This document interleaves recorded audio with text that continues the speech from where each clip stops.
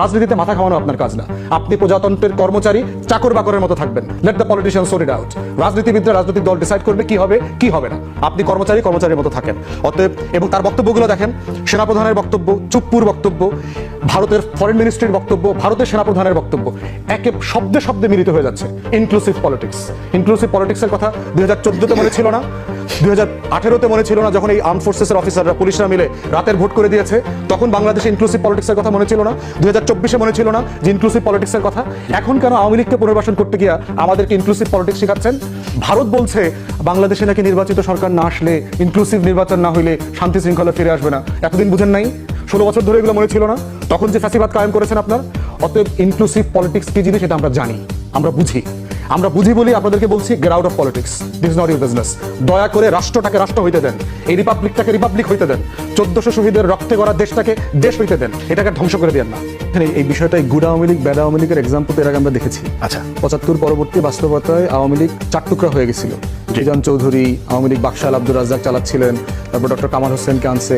কেন আনছে ডক্টর কামাল হোসেনকে? ওই যে গুড আওয়ামী লীগ হিসাবে আনছে, যে এই ক্রিমিনাল সিন্ডিকেটকে যদি পুনর্বাসন করতে হয় তাহলে জনগণকে ধোকা দেওয়ার জন্য আমার একটা ডক্টর কামাল হোসেন লাগবে, যার একটা ইন্টারন্যাশনাল ফেম আছে, একটা ক্লিন ইমেজ আছে, দেশে বিদেশে লবি করতে পারবে, দিল্লির দালালি করতে পারবে ভদ্র ভাষায়। এখন দেখেন কার নাম আসতেছে, গুড আওয়ামী লীগ, সাবের হোসেন চৌধুরী।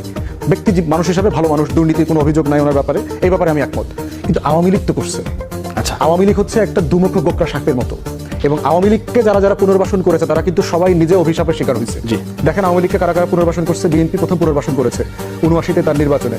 শহীদ প্রেসিডেন্ট, বাংলাদেশের ইতিহাসের সবচেয়ে সফল রাষ্ট্রনায়ক, তার উদারতার পরিচয় দিতে গিয়ে উনি আওয়ামী লীগকে পুনর্বাসন করেছেন, এবং করতে গিয়ে ওনাকে জীবন দিয়ে এটা মাসুল দিতে হয়েছে।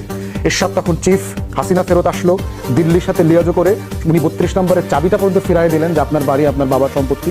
আর 2 সপ্তাহের ভিতরে সেই শহীদ প্রেসিডেন্টকে জীবন দিতে হয়েছে। নির্বাচনের মাধ্যমে আওয়ামী লীগকে লেজিটিমেসি দিয়ে দিলেন, একটা নিষিদ্ধ দল। 75-এ 4র্থ সংশোধনের মাধ্যমে কিন্তু শেখ মুজিবই আওয়ামী লীগকে নিষিদ্ধ করে দিয়ে গেছে। অতএব শেখ জিয়াউর রহমান হচ্ছে আওয়ামী লীগের দ্বিতীয় প্রতিষ্ঠাতা সভাপতি, সেইটাকে জন্ম দিয়েছে দ্বিতীয়বারের মতো। আওয়ামী লীগকে দেখেন দ্বিতীয়বার পুনর্বাসন করেছে কে? এরশাদ করেছে। সে তাকে সংসদে নিয়ে আসছে, রাজনৈতিকভাবে পুনর্বাসিত হলো, সংসদে সে বিরোধী দল আকারে আসলো 86 সালে। সেই জাতীয় পার্টির অবস্থা কি হয়েছে? পিজা আর কেকের টুকরার মতো 6-7 টুকরা হয়েছে, খুঁজে পাওয়া যায় না এখন এই টুকরাগুলো কোথায়। রাজনীতি নাই হয়ে গেছে বাংলাদেশে তার।